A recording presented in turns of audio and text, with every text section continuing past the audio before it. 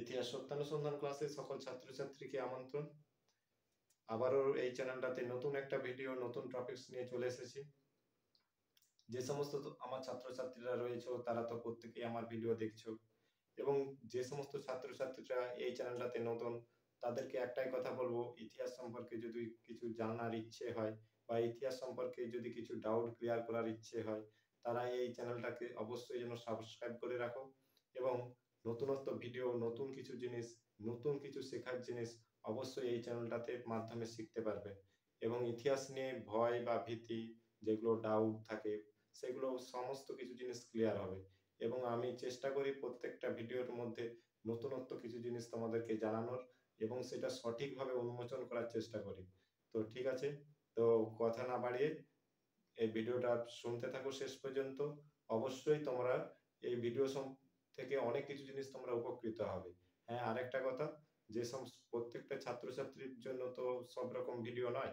তো যে সমস্ত ছাত্রী যাদের সিলেবাসের অন্তর্গত যে জিনিসগুলো, সেই জিনিসগুলো সেগুলো তোমরা দেখো, তাহলে কি হবে, তোমরা সেই সমস্ত ক্লাসের বা শ্রেণীর ছাত্রছাত্রীরা উপকৃত হবে। আর যে সমস্ত ছাত্রছাত্রীরা ভাবছো এগুলো আমাদের সিলেবাসের মধ্যে নেই, তাহলে তাদেরকে বলবো যে এড়িয়ে যেতে। ঠিক আছে? আর যেই সমস্ত ছাত্রছাত্রীরা তোমরা ভাবছো যে আমরা নতুন কিছু শিখছি বা জানছি, তাহলে অপর বন্ধুদেরকে শেয়ার করো। শেয়ার করলে কি হবে, তারাও জানতে পারবে বা শিখতে পারবে। আর একটা জিনিস, যে প্রত্যেকটা ভিডিওতে আমি নতুনত্ব কিছু জিনিস দিচ্ছি এবং প্রত্যেকটা জিনিসের মাধ্যমে হচ্ছে নতুনত্ব কিছু শেখাচ্ছি। তো তার সেই জন্য বলছি যে তোমরা এই চ্যানেলটাকে সাবস্ক্রাইব করে রাখবে, এবং তাহলে কি হবে, যে অনেক কিছু জিনিস তোমরা শিখতে পারবে। ঠিক আছে? আজকে যে জিনিসটা সম্পর্কে আমরা জানবো বা শিখবো, সেটা হচ্ছে নেপোলিয়নের সাম্রাজ্য বিস্তার বা নেপোলিয়নের উত্থান সম্পর্কে আমরা জানবো। দেখো, তোমাদেরকে একটাই কথা বলার, যে যে কোনো ব্যক্তি সে একদিনে কোনোভাবেই যে সফল হয়নি বা একদিনে কোনোভাবে বড় হয়নি, এবং সে এমন নয় যে যে পুরো সাম্রাজ্যটাকে সে একেবারে অধীনস্থ করে নিয়ে আসছে এবং যাবৎ জীবন ভাবে হচ্ছে সাম্রাজ্যটাকে কায়েমত্ব করছে। প্রত্যেকটা জিনিসের আমরা ইতিহাস নিয়ে জানছি বা পড়ছি, মানে যে প্রত্যেকটা বিষয় তার বা প্রত্যেকটা ব্যক্তির, বা যা আমরা যে অনেক রাজাদের কাহিনী দেখেছি, তারা যেমন দীর্ঘকাল যেমন সাম্রাজ্য বিস্তার করেছিল, তার উত্থানটা যেমন একটা সুন্দর দিক নিয়ে শুরু হয়, ঠিক পতনটাও ঠিক কঠোর এবং দুঃখের সাথে শেষ হয়। তার মধ্যে একজন উল্লেখযোগ্য ব্যক্তির নাম আমরা যদি ফ্রান্সের ইতিহাস নিয়ে পড়ি ক্লাস নবম শ্রেণীর মধ্যে, তো নেপোলিয়ন সম্পর্কে না জানলেই নয়। নেপোলিয়নের উত্থান কিন্তু খুব ভালোভাবে হয়েছিল। নেপোলিয়ন যদি বলি, নেপোলিয়নের উত্থানটা আমি যদি আলোচনা করি, তাহলে 3টা পর্বে আলোচনা করতে হবে। নেপোলিয়নের উত্থান যদি বলি, প্রথম পর্যায়, দ্বিতীয় পর্যায়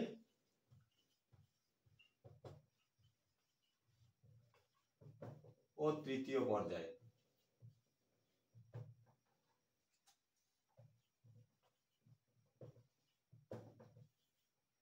এই 3টি পর্যায়ে আমরা আলোচনা করব। দেখো, প্রথম পর্যায়ে যদি আসি, প্রথম পর্যায়টা কখন আসবে? প্রথম পর্যায়টা আসবে তোমার হচ্ছে 1795 থেকে 1799, এই একটা পর্যায়।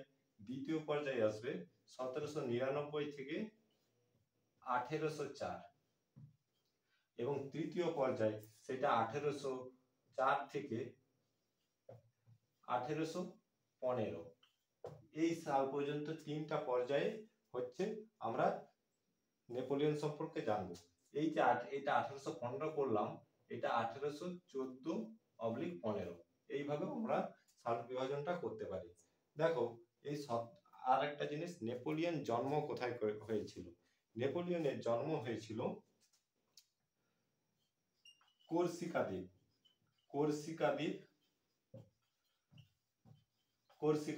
এই কোরসিকা দ্বীপে জন্ম হয়েছিল। সালটা কত? সালটা হচ্ছে 1769 খ্রিস্টাব্দের 15ই আগস্ট। এই কোরসিকা দ্বীপে 1769 খ্রিস্টাব্দের 15ই আগস্ট কি হয়েছিল, নেপোলিয়নের জন্ম হয়েছিল। আর নেপোলিয়নের জন্ম হয়েছিল কোন শহরে, সেটা হচ্ছে আজিকিও শহরে। শহরটা ভালো করে মনে রাখবে, আজিকিও শহরে তার জন্ম হয়েছিল। ঠিক আছে, প্রত্যেকটা জিনিস তো আর লিখে লিখে আলোচনা করা সম্ভব নয়, তো মুখেও কিছু বলছি, যদি নতুনত্ব কিছু থাকে তোমরা খাতাতে নোট করে রাখো। দেখো, আজিকিও শহরে জন্মগ্রহণ হয়েছিল। পিতাকে, পিতা হচ্ছে কার্লো বোনাপার্ট। পিতা হচ্ছে কার্লো বোনাপার্ট।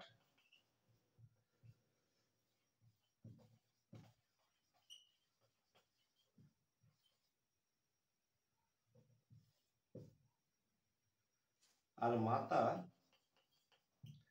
লেটজিয়ে বোনাপার্ট। লেটজিয়ে বোনাপার্ট।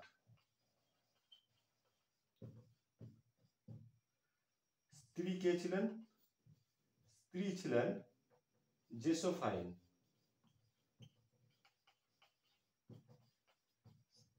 স্ত্রী জোসেফাইন ছিলেন। এছাড়াও তিনি আরেকটা বিবাহ পরে করেছিলেন বলে আমরা জানতে পারছি। নেপোলিয়ন বংশসূত্রে কি ছিল? বংশসূত্রে ছিল তোমার ইটালীয়, এবং জন্মসূত্রে সে ছিল ফ্রান্সের। দেখো, তোমাদেরকে এই কথাটা কেন বললাম বংশসূত্রে, কারণ নেপোলিয়ন তো আজিকিও শহরে জন্মগ্রহণ করেছিলেন ঠিক কোথায়, কর্সিকা দ্বীপে। সেই দ্বীপটাতে তোমার 6 মাস পর সেটা ফ্রান্স কি করে নিচ্ছে, দখল করে নিচ্ছে। সেই জন্য তিনি বংশসূত্রে ইতালীয় এবং জন্মসূত্রে হচ্ছে ফ্রান্সের। নেপোলিয়ন যখন উত্থান আসছে তখন আমরা কি দেখলাম, যে 1795 থেকে 1799 নেপোলিয়ন ফ্রান্সের তোমার লেফটেন্যান্ট জেনারেল এই পদটাতে অধীনস্থ হয়ে যেটা শুরু করছে ফ্রান্সের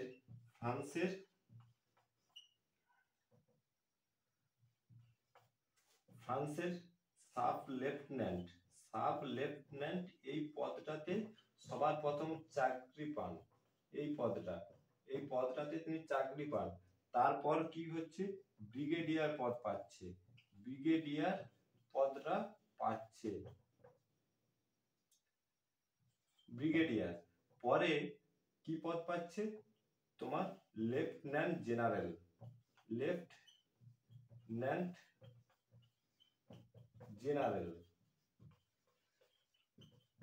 এই 3টি পদের মাধ্যমে হচ্ছে নেপোলিয়নের উত্থান হচ্ছে। প্রথম এই পদটা অধীনস্থ হচ্ছে, চাকরি করছে। এটা কততে, এই সালটা হচ্ছে 1793। 1793 লেফটেন্যান্ট এটা পদটা পাচ্ছে তোমার 1790 খ্রিস্টাব্দে। 1790 ব্রিগেডিয়ারটা 1793 খ্রিস্টাব্দে, এবং পরবর্তীকালে লেফটেন্যান্ট জেনারেল পদটা পাচ্ছে। দেখো, এই যে ব্রিগেডিয়ার পদটা পেয়েছিলেন, এটা কিভাবে পেয়েছিলেন, নেপোলিয়ন হচ্ছে যখন ইংল্যান্ড তুলো বন্দর কি করেছিল, দখল করে নিয়েছিল। তোমরা সবাই জানো, প্রত্যেকে জানো যে তুলো বন্দর হচ্ছে ফ্রান্সের একটা উল্লেখযোগ্য বন্দর। এই বন্দরের মাধ্যমে ফ্রান্সের সব থেকে আমদানি এবং রপ্তানি কার্যটা বেশিভাবে হয়। তুলো বন্দর যখন অধিগ্রহণ করে নিচ্ছিল ইংল্যান্ড, তখন খুব অল্প সংখ্যক সৈন্য নিয়ে কি করেছিল, তুলো বন্দরটাকে অধিগ্রহণ মানে ইংল্যান্ডের হাত থেকে ছাড়িয়ে দিয়েছিল। তখন তিনি সেই সূত্র হিসাবে ব্রিগেডিয়ার পদ পাচ্ছে। একটা জিনিস তোমরা লক্ষ্য করো, এই যে 1793 খ্রিস্টাব্দ বলছি, 1793 খ্রিস্টাব্দটা কি, 1793 খ্রিস্টাব্দে সন্ত্রাসের রাজত্ব চলছে। সেই সময়টাতে তিনি ব্রিগেডিয়ার পদ পাচ্ছে। তারপর লেফটেন্যান্ট জেনারেল পদটা তিনি পাচ্ছেন। দেখো, তারপরে যে প্রথম পর্যায়ে আমি সালটা কি দিয়েছি, 1795 থেকে 1799। দেখো, এই 1795 থেকে 1799 যদি আমরা বলি, এই সময়টাতে কি ডিরেক্টর শাসন কার্য পরিচালনা হচ্ছে। কি শাসন, ডিরেক্টর শাসন। এই শাসনকালটাতে হচ্ছে কনসুলেট শাসন। আর এইটাতে হচ্ছে নেপোলিয়নের প্রত্যক্ষ শাসন।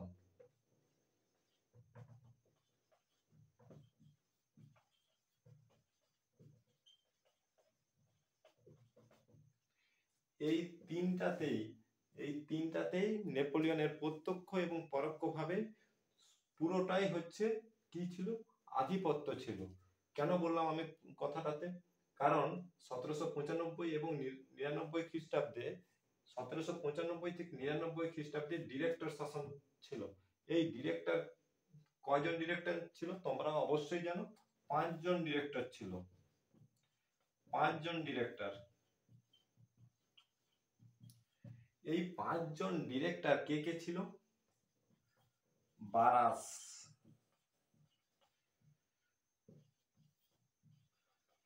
লা রেভেলিয়ে,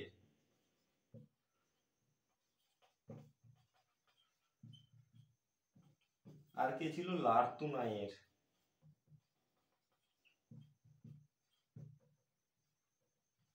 চার রিউবেল,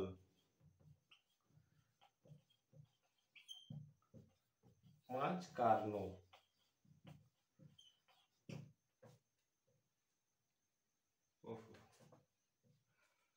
আর কে ছিল? 4 রিউবেল, 5 হচ্ছে কার্নো। এই 5 জন হচ্ছে ডিরেক্টর ছিলেন। এই 5 জন ডিরেক্টরের মাধ্যমে কি হয়েছে, শাসন কার্যটা পরিচালনা তিনি করেছিলেন। দেখো, এই শাসন কার্য পরিচালনা করছেন ঠিক কথাই। এই শাসন কার্য কিরকম ছিল? এই শাসন কার্য ছিল 2 কক্ষ বিশিষ্ট, 2 কক্ষ বিশিষ্ট শাসন কার্য ছিল। এই 2 কক্ষ বিশিষ্ট শাসন কার্য পরিচালনা ছিল তোমার হচ্ছে, এক হচ্ছে উচ্চ কক্ষ, 2 নিম্ন কক্ষ। নিম্ন কক্ষ, উচ্চ কক্ষ ছিল বয়স্কদের কক্ষ, বয়স্কদের কক্ষ। নিম্ন কক্ষ ছিল হচ্ছে, নিম্ন কক্ষটা 30 বছর বয়স হলেই সে কি করবে, যে অগ্রাধিকার পাবে এবং মন্ত্রী হওয়ার জন্য, আমরা যেটা মন্ত্রী হিসাবে জানি বর্তমানে, মানে উচ্চ কক্ষ নিম্ন কক্ষ, যে 30 বছর বয়স হতে হবে, ঠিক সেই রকম নিম্ন কক্ষের সদস্য হওয়ার জন্য 30 বছর বয়স হতে হবে এবং তাকে ভোটে জিততে হবে। আর বয়স্কদের কক্ষ, এইটার সর্বোচ্চ হচ্ছে 40 বছর বয়স হতে হবে। এটা কি, 40 বছর বয়স হতে হবে, তবে কি হবে, যে তোমার হচ্ছে প্রাধান্যটা পাবে, মানে ভোটাধিকার পাওয়ার জন্য প্রাধান্যটা পাবে। এটা 40 বছর, এটা নিম্নকক্ষে 30 বছর। এইভাবে হচ্ছে কক্ষ বিশিষ্ট হচ্ছে। আর নিম্ন কক্ষে কি হতো, সর্বদার জন্য যে ফ্রান্সের শাসন কার্য পরিচালনা করার জন্য বিভিন্ন রকম আইন নিয়ে আসতো, কিন্তু তারা কখনোর জন্য আইন পাস করতে পারতো না। সেটা কোথায় হতো? এটা হতো তোমার হচ্ছে বয়স্কদের কক্ষতে বা এই উচ্চ কক্ষতে। এইভাবে হচ্ছে কি হচ্ছে, ডিরেক্টরি শাসন ব্যবস্থা পরিচালনা হচ্ছে। কিন্তু এখানে একটা জিনিস বলছি তোমাদেরকে, বাসকুল নীতি। বাসকুল নীতি, এই বাসকুল নীতিটা কি, ভালো করে মন দিয়ে শোনো। বাসকুল নীতি হচ্ছে, এই যে ডিরেক্টরি শাসন ব্যবস্থাটা যে পরিচালনা হতো, এর জন্য জেকোবিন এবং জেরন্ডিন কোনো দলই কি হতো, যে এরা সহ্য করতে পারতো না, বা ডিরেক্টরি যে শাসন ব্যবস্থাটা ছিল মেনে নিতে পারতো না। যার পরিপ্রেক্ষিতে কি, এই বাসকুল নীতি, মানে 5 জন ডিরেক্টর এই নীতিটাকে মানে মেনে নিয়ে চলতো। কিরকম ভাবে? জিরন্ডিন এবং জেকোবিন এই উভয় সম্প্রদায়ের মানুষদেরকে একসাথে নিয়ে মিলেমিশে উভয়ের নীতি, যেই তারা দাবি দাওয়া করত, সমস্ত কিছুটাকে নিয়ে কি হতো, সবাইকে একসাথে নিয়ে কি করতো, যে শাসন কার্যটা পরিচালনা করত, সেই নীতিটাই হচ্ছে বাসকুল নীতি। তাহলে জিনিসটা, ব্যাপারটা বোঝা গেল। দেখো, এখানে আরেকটা জিনিস তোমাদেরকে বলি, এই যে আমরা 1795 থেকে 99 সালটা আমরা পড়ছি বা জানছি, কিন্তু এর আগে যে তোমাদের 1793 খ্রিস্টাব্দ থেকে 1794 এই সালটা, মানে প্রায় হচ্ছে 13 মাস। এই 13 মাস কি ছিল, সন্ত্রাসের রাজত্ব ছিল। এইটা হচ্ছে সন্ত্রাসের রাজত্ব। তোমরা এটা সবাই জানো, এইটা সবাই জানো সন্ত্রাসের রাজত্ব ছিল। কিন্তু 1794 থেকে তোমরা একটা জিনিস জানো, দেখো একটা গ্যাপ সৃষ্টি হচ্ছে 1794 থেকে 1795, 95 অক্টোবর, এই যে সময়টা, এই সময়টা আর হচ্ছে 1793 1794 এই 27 জুলাই, 27 জুলাই, ঠিক আছে। এই যে এইটা 13 মাস হচ্ছে, মানে এখানে তোমার হচ্ছে জুন থেকে আসছে 1793 জুন, এইটা থেকে 1794 জুলাই, এই যে 13 মাস। আর এখানে 1794 থেকে 1795 অক্টোবর, মানে এখানটাই তোমার হচ্ছে 14 মাস। এই ব্যাপারটা ভালোভাবে বোঝার চেষ্টা করো। এই যে সন্ত্রাসের রাজত্ব, এরপরে যে গ্যাপটা সৃষ্টি হলো, যে 14 মাস শাসন কার্যটা ফ্রান্সের কে পরিচালনা করছে? এইটা পরিচালনা করছে ন্যাশনাল কনভেনশন।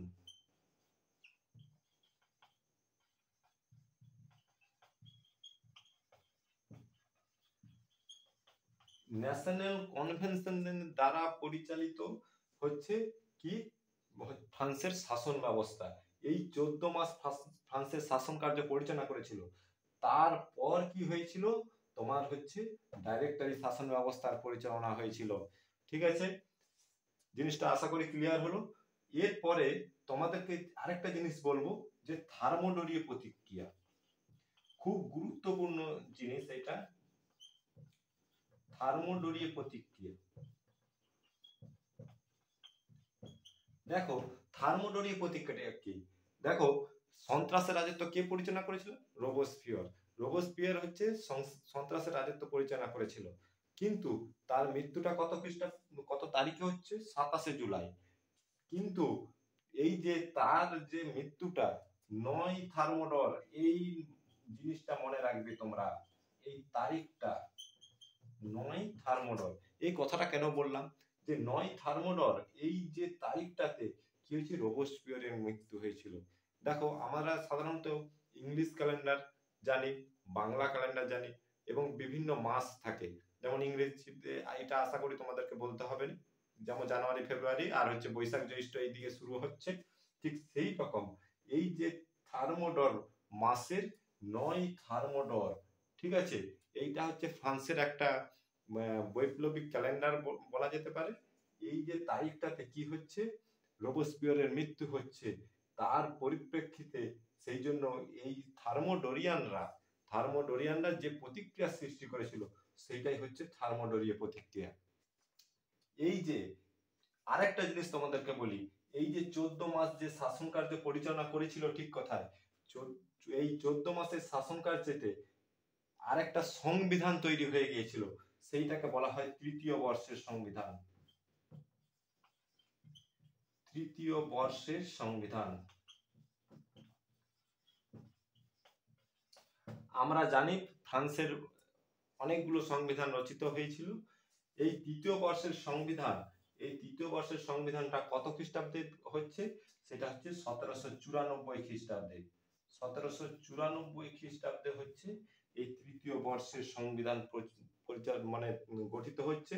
এই তৃতীয় বর্ষের সংবিধানটা কে রচনা করছে? থার্মোডোরিয়ানরা। মনে যেন থাকে, প্রত্যেকটা বিষয় প্রত্যেকটা জিনিস ভালো করে শুনে যাও। আর আমি কথা দিচ্ছি যে এই জিনিসটা সম্পর্কে কোনো রকম তোমাদের ডাউট থাকবে না, এবং কথা দিচ্ছি যে এইটা জিনিসটা শেষ পর্যন্ত ভিডিওটা দেখো, তাহলে দেখবে অনেক তোমাদের মনের মধ্যে ডাউট গুলো ক্লিয়ার হবে। তাহলে কি, যে তৃতীয় বর্ষের সংবিধান এটাকে বলা হচ্ছে 1794 খ্রিস্টাব্দ। আর তোমাদেরকে ডিরেক্টর শাসন ব্যবস্থা সম্পর্কে আমি অনেক আগেই বলেছি, যে 4 জন যে ডিরেক্টর কে ছিল, কিভাবে তারা শাসন কার্য পরিচালনা করছে। দেখো এই যে 1795 থেকে বাসকুল নীতিটাও তোমাদেরকে বলেছি, যে 1795 আর 99 এর মধ্যে কিভাবে বাসকুল নীতি হচ্ছে। দেখো এখানে আরেকটা জিনিস তোমাদেরকে বলি, যে বেবি উপের বিদ্রোহ। এই বেবি উপের বিদ্রোহ,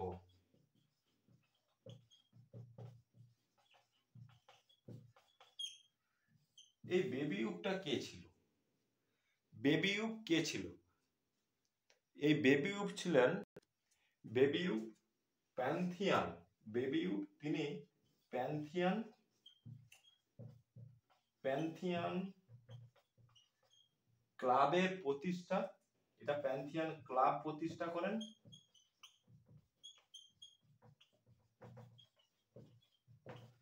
আর কি আরেকটা তিনি করেছিলেন, সেটা হচ্ছে ট্রিবিউন। এই ট্রিবিউন পত্রিকার সম্পাদনা করতেন।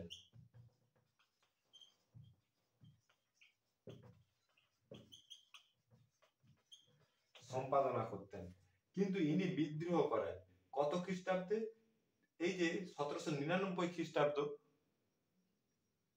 এই যে সময়টাতে তিনি বিদ্রোহ করেছিলেন। তিনি বিদ্রোহ করে কি করেছিলেন, যে তিনি প্রথম থেকেই তিনি প্রতিবাদ করে আসছিলেন যে ডিরেক্টরি শাসন ব্যবস্থা কিন্তু কোনো মতেই ভালো নয়।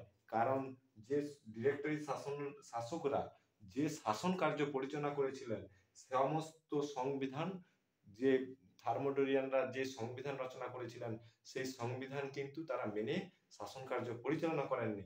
তারা কত সালের সংবিধান মেনে শাসন কার্য পরিচালনা করেছিল? সেটা 1792 খ্রিস্টাব্দের সংবিধান মেনে শাসন কার্য পরিচালনা করেছিল। যার ফলে ডিরেক্টরিরা বেশিরভাগটাই হচ্ছে ফ্রান্সের জন্য যেটা ভালো হয় বা ফ্রান্সের মানুষদের জন্য হিতাহিতের জন্য যাতে ভালো হয়, সেই জিনিসটা কিন্তু তারা দেখছে না। তাহলে তারা কি দেখছে? তারা নিজের আখের গোচার বা সম্পত্তি কিভাবে বৃদ্ধি করা যায় সেই চেষ্টাটা করছে। যার পরিপ্রেক্ষিতে এই বেবিউ বিদ্রোহ করে, এবং যার পরিপ্রেক্ষিতে কি হয়েছিল, ডিরেক্টরি যে শাসন ব্যবস্থাটা সেটা হচ্ছে তোমার নষ্ট হয়ে মানে শেষ হয়ে যাচ্ছে, ডিরেক্টরি শাসন কার্যটা শেষ হয়ে যাচ্ছে। আর তোমাদেরকে এই জিনিসগুলা বলতে বলতে মূল একটা জিনিস তোমাদেরকে এড়িয়ে যাচ্ছি, সেটা নেপোলিয়নের উত্থান সম্পর্কে। দেখো এই যে 1795-99 খ্রিস্টাব্দে 1795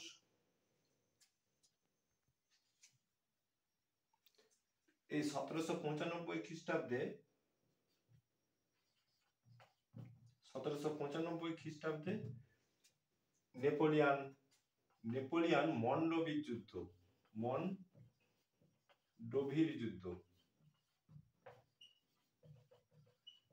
মন্ডোভির যুদ্ধে কি হচ্ছে, সাফল্য লাভ করছে। কাকে পরাস্ত করছে? সার্ডিনিয়াকে পরাস্ত করছে, এবং সার্ডিনিয়াকে পরাস্ত করে সার্ডিনিয়ার কাছ থেকে কি নিয়ে আসছে, স্যাভয় এবং নিস অঞ্চল, সেটাকে কি করছে, ফ্রান্সের সঙ্গে যুক্ত করছে। এছাড়াও 1795 খ্রিস্টাব্দে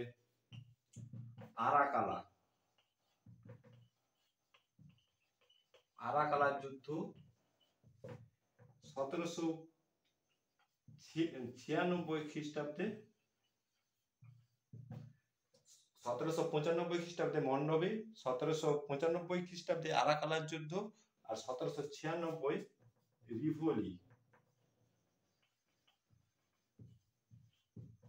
রিভলির যুদ্ধ। এই দুটো যুদ্ধই কার সাথে হচ্ছে? এই দুটো যুদ্ধই হচ্ছে অস্ট্রিয়ার সাথে হচ্ছে। এই অস্ট্রিয়ার সাথে যুদ্ধ করে কি সন্ধি করছে? কম্পোফর্মীয় সন্ধি।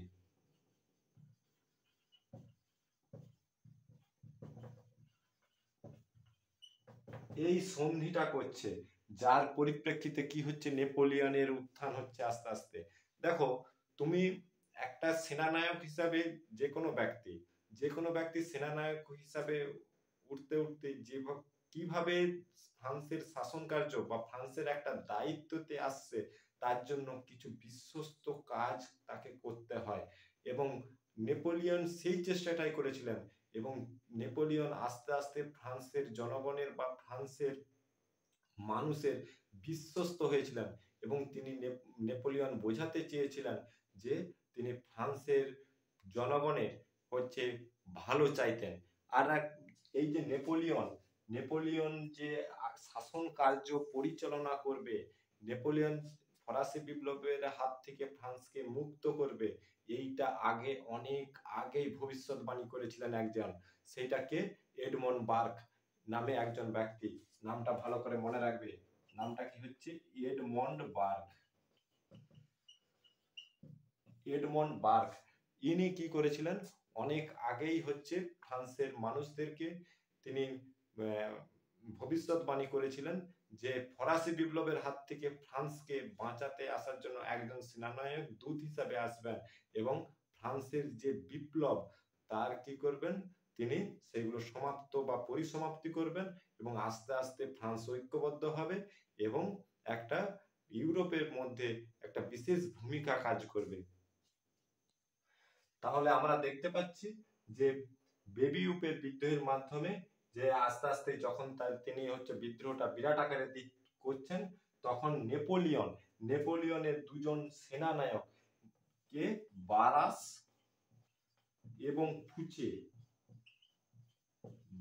এবং ফুচে এই দুজন সেনানায়কের সহায়তায় ডাইরেক্টরি শাসনের তিনি পরিসমাপ্তি ঘটান এবং ডাইরেক্টরি শাসন ব্যবস্থা পরিসমাপ্তির পর 1799 থেকে 1804 খ্রিস্টাব্দে ফ্রান্সে কি হয়, কনসুলেট শাসন ব্যবস্থা হয়। কনসুলেট শাসন ব্যবস্থার জন্য তোমরা জানো তিনজন কনসাল ছিলেন। তিনজন কনসাল কে কে ছিলেন? আবেসিয়েস,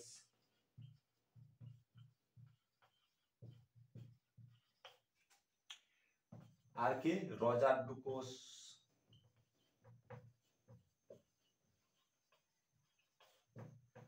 আর নেপোলিয়ন। এই তিনজন ব্যক্তি ছিলেন।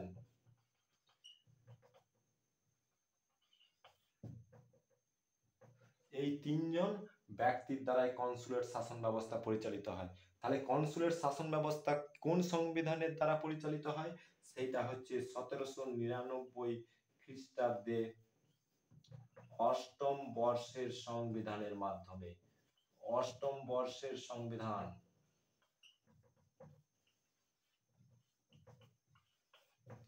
অষ্টম বর্ষের সংবিধানের দ্বারা ফ্রান্সের শাসন কার্যটা কি হয়, পরিচালিত হয়। এই অষ্টম বর্ষের সংবিধান কে করছে? সেটা নেপোলিয়ন রচনা করছে। এই অষ্টম বর্ষের সংবিধান দ্বারা তিনজন কনসাল আসছে, আবেসিয়াস, রজার ডুকোস, নেপোলিয়ন, যার প্রধান ছিলেন নেপোলিয়ন, এবং 4টা কক্ষ বিশিষ্ট আইনসভা গৃহীত হচ্ছে। সেটা কি? কাউন্সিল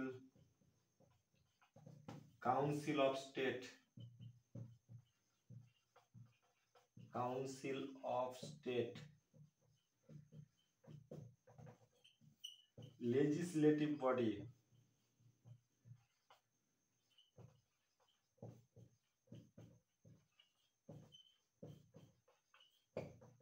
3 ট্রিবিউনেট,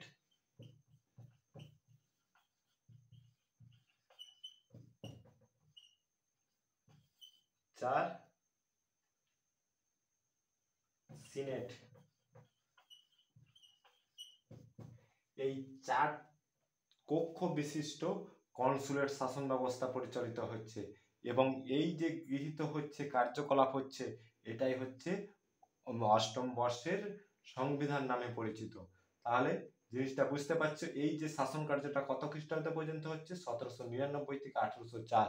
এই যে সময়টাতে কি হচ্ছে, নেপোলিয়ন পিরামিডের যুদ্ধ 1799 খ্রিস্টাব্দ, এই যুদ্ধে ইংল্যান্ডের বিরুদ্ধে জয় লাভ করছে এই পিরামিডের যুদ্ধে। কিন্তু পিরামিডের যুদ্ধে কিন্তু জয় লাভ করলেও তিনি 1805 খ্রিস্টাব্দে যে নীল বিদ্রোহ হয়ে 1805 খ্রিস্টাব্দে যে নীল নদের যুদ্ধ হয়েছিল, সেই যুদ্ধে ইংল্যান্ড সেনাপতি নেলসনের কাছে তিনি পরাজিত হচ্ছেন, যার পরে কিন্তু তিনি পরাজিত হয়েছিলেন। কিন্তু এই যে শাসন ব্যবস্থাটা তিনি কি করছেন, 1804 খ্রিস্টাব্দে এই কনসুলেট শাসন ব্যবস্থাটাও তিনি অবলুপ্তি ঘটান। এই যে ডাইরেক্টরি শাসনের অবলুপ্তি ঘটিয়ে কনসাল শাসন যে প্রবর্তন করেছিলেন, এটাকেই বলা হচ্ছে 18 ব্রুমিয়ার ঘটনা। 18 ব্রুমিয়ার ঘটনা মনে রাখবে, 18 ব্রুমিয়ার ঘটনা। এই 18 ব্রুমিয়ার ঘটনাটা কি? 18 ব্রুমিয়ার ঘটনা হচ্ছে ডিরেক্টরি শাসনের অবলুপ্তি ঘটিয়ে কনসুলেট শাসন ব্যবস্থা যেটা প্রচলন করেছিলেন, সেই ঘটনাটাকে বলা হচ্ছে 18 ব্রুমিয়ার ঘটনা। এখানে আরেকটা জিনিস তিনি করেছিলেন এই সময়কালটাতে 1801 খ্রিস্টাব্দে, 1801 খ্রিস্টাব্দে কনকর্ডাট, কনকর্ডাট করেছিলেন। কনকর্ডাট হচ্ছে ধর্ম মীমাংসা চুক্তি। সেটা কার সাথে করেছিলেন? ইতালির সঙ্গে করেছিলেন, ইতালি পোপের সঙ্গে। এবং তিনি পোপের সঙ্গে ধর্ম মীমাংসা চুক্তি করে তিনি ইতালির হচ্ছে তিনি একটা বিশ্বস্ত ভূমিকা বা বিশ্বস্ত কার্য করেছিলেন। কিন্তু যার ফলে কি হচ্ছে, ফ্রান্স আস্তে আস্তে ঐক্যবদ্ধ হচ্ছে ইউরোপে, ফ্রান্সের সীমানা আস্তে আস্তে বিস্তার ঘটছে এবং কি হচ্ছে, নেপোলিয়নের যে উত্থান সেই প্রক্রিয়াটা কিন্তু হচ্ছে। এই যে 1801 খ্রিস্টাব্দ, 1802 খ্রিস্টাব্দ, 1802 খ্রিস্টাব্দতে তিনি কি করলেন, ফ্রান্সের যাবজ্জীবন কনসাল হিসাবে ঘোষণা করলেন। এবং ফ্রান্সের যাবজ্জীবন হচ্ছে কনসাল হিসাবে যখন ঘোষণা করলেন, তার ক্ষমতা এবং সেটা কি হচ্ছে আস্তে আস্তে বিস্তার ঘটছে। সেই সুযোগটাকে কাজে লাগিয়ে 1804 খ্রিস্টাব্দে, 1804 খ্রিস্টাব্দ, 1804 খ্রিস্টাব্দে তিনি কি করছেন, যে ফ্রান্সের সম্রাট হিসাবে তিনি নিজেকে ঘোষণা করছেন। এবং ফ্রান্সের সম্রাট হিসাবে ঘোষণা করছেন এবং তিনি যে মুকুটটা পরেছিলেন, রাজমুকুট, সেইটাকে কার কাছ থেকে, সেটা সপ্তম পায়াসের কাছ থেকে। কে? সপ্তম পায়াস, সপ্তম পায়াসের কাছ থেকে তিনি কি করেছিলেন, রাজমুকুট যেটা সেটা পরিধান করেছিলেন। এবং তিনি একটা কথা এখানে বলেছিলেন যে ফ্রান্সের যে রাজমুকুট অনেক দীর্ঘকাল সময় ভুল উন্ঠিত ছিল, সেইটা তরবারির মাধ্যমে এবং আমি যোগ্যতার মাধ্যমে আমি নিজের মস্তকে পরিধান করলাম এবং নিজেকে ফ্রান্সের সম্রাট হিসাবে তিনি ঘোষণা করেছিলেন। এছাড়াও তিনি 1800 খ্রিস্টাব্দে তোমার ব্যাংক ব্যবস্থা প্রচলন করেছিলেন। ফ্রান্সে ব্যাংক ব্যবস্থার প্রচলন কে করেছিলেন? 1800 খ্রিস্টাব্দে সেটা নেপোলিয়ন করেছিলেন। কেন?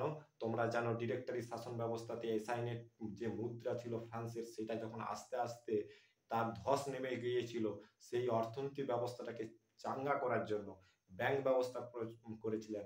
এছাড়াও নেপোলিয়নকে বলা হতো দ্বিতীয় জাস্টিনিয়ান। কেন? কারণ তোমরা জানো কোড নেপোলিয়ন 2287টা ধারা যে সেটা রচনা করার জন্য সেটা কি করেছিলেন, সেটা তাকে বলা হচ্ছে দ্বিতীয় জাস্টিনিয়ান। আর এছাড়াও লাইসি নামে বিশ্ববিদ্যালয় প্রতিষ্ঠা করেছিলেন এবং লিজিয়ন অফ অনার সেটা হচ্ছে ফ্রান্সের সব থেকে বড় সম্মানজনক, সেইটাকেও তিনি প্রতিষ্ঠা করেছিলেন। দেখো এত কাহিনীগুলো বললেই একটা ভিডিওর মধ্যে অনেক বড় হয়ে যাবে। আমি চেষ্টা করব পরের ভিডিওতে আরো নেপোলিয়নের সংস্কার সম্পর্কে কিছু জিনিস দেওয়ার, কিন্তু তার মাধ্যমে দেখো কিছু কিছু নেপোলিয়নের উক্তি, যেমন আমি বিপ্লব,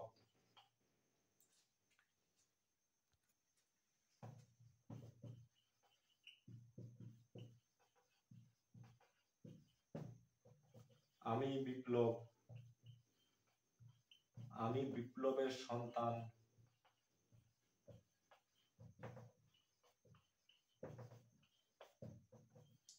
আমি বিপ্লবের ধ্বংসকারী।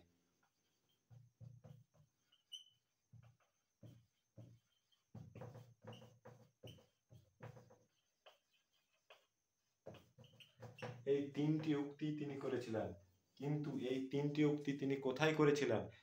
তিনি তার যে গ্রন্থ, তার গ্রন্থর নাম কি? Napoleonic legend. এইটা হচ্ছে নেপোলিয়নের গ্রন্থ। এই গ্রন্থটাতে তিনি এই তিনটি কথা বলেছিলেন। তাহলে এই গ্রন্থটা তোমরা হয়তো বলবে যে এই গ্রন্থটা কোথায় লিখেছিল? খুব সুন্দর জিনিস, যখন শেষ তাকে নির্বাচিত করা হয়েছিল সেন্ট হেলেনা দ্বীপে। সেন্ট হেলেনা দ্বীপ কাদের অধীনস্থ ছিল? ইংল্যান্ডের অধীনস্থ ছিল। এই কত খ্রিস্টাব্দে অধীন তাকে করা হয়েছিল? 1815 খ্রিস্টাব্দে। এবং 1815 খ্রিস্টাব্দে যখন তাকে নির্বাচিত করা হচ্ছিল এবং সে যে 1815 থেকে 1821 খ্রিস্টাব্দ পর্যন্ত বেঁচে ছিল, এই যে সময়টাতে তিনি এই গ্রন্থটা লিখেছিলেন এবং তার সেই গ্রন্থ থেকেই আমি বিপ্লব, আমি বিপ্লবের সন্তান এবং আমি বিপ্লবের ধ্বংসকারী, এই কথাগুলো তিনি ব্যাখ্যা করেছিলেন। আশা করি তোমরা শেষ পর্যন্ত যদি ভিডিওটা দেখে থাকো অবশ্যই কিছু না কিছু জিনিস তোমরা শিখে যাবে এবং আমি চেষ্টা করেছি অনেক জিনিস, নতুনত্ব কিছু জিনিস জানানোর এবং খুব ভালোভাবে তোমাদেরকে অনেক কিছু শেখানোর জন্য। পরের ভিডিওতে নেপোলিয়নের সংস্কার সম্পর্কে অনেক কিছু জিনিস দেওয়ার চেষ্টা করব।